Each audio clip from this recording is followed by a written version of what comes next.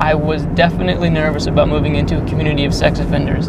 2 years ago, we introduced you to Chad Stoffel. We're making the best of our lives. At the time, he was the focus of our story about a sex offender community in Pahokee, Florida. Today, he's the focus of an off-Broadway play.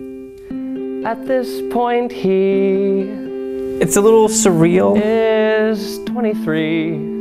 Chad's story, from his childhood growing up closeted and gay to his eventual arrest for an affair with a student, is played out on stage.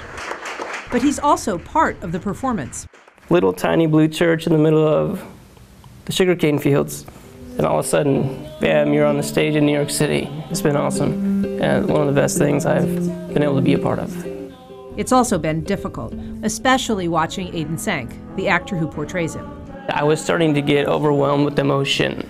Like even when he's singing the song. Connecting on every level, everything's working out. I've seen you just kind of like hold my life in your hand this week, and you approached it that way, and I appreciate that.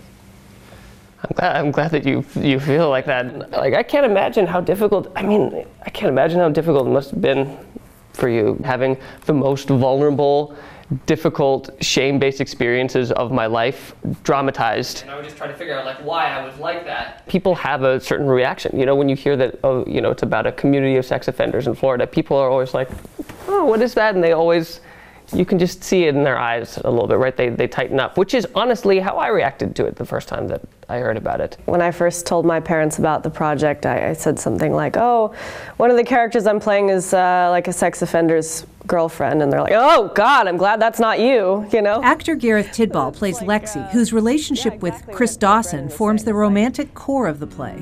It's not anything else, not what other people have. It's just what's up. Played by Brendan Dalton, Chris is a registered sex offender. His story, like all those in the play, is true to life. Her family loved me. I spent the night. The family loved me. I spent the night. Her mom even said how much my daughter loves you. Her mom even said how much my daughter loves you. And they found out that day that she was 14. She was 14 years old. He's a good kid.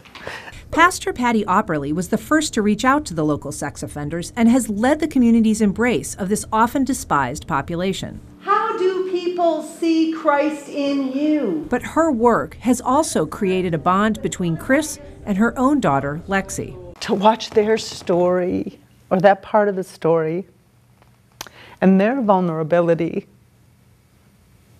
that tugged at me. And from then on, I was a mess, but in a good way. Patty said she was surprised by her reaction to the couple's scene. She was slightly more prepared for how the play ends, with Patty's own story of sexual abuse at the hands of a family friend.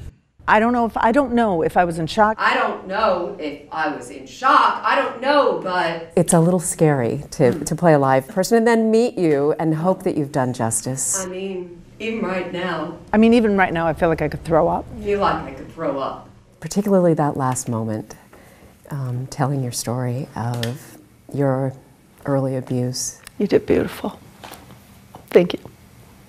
Thank you. Just to say everything, just to say in that 1 minute.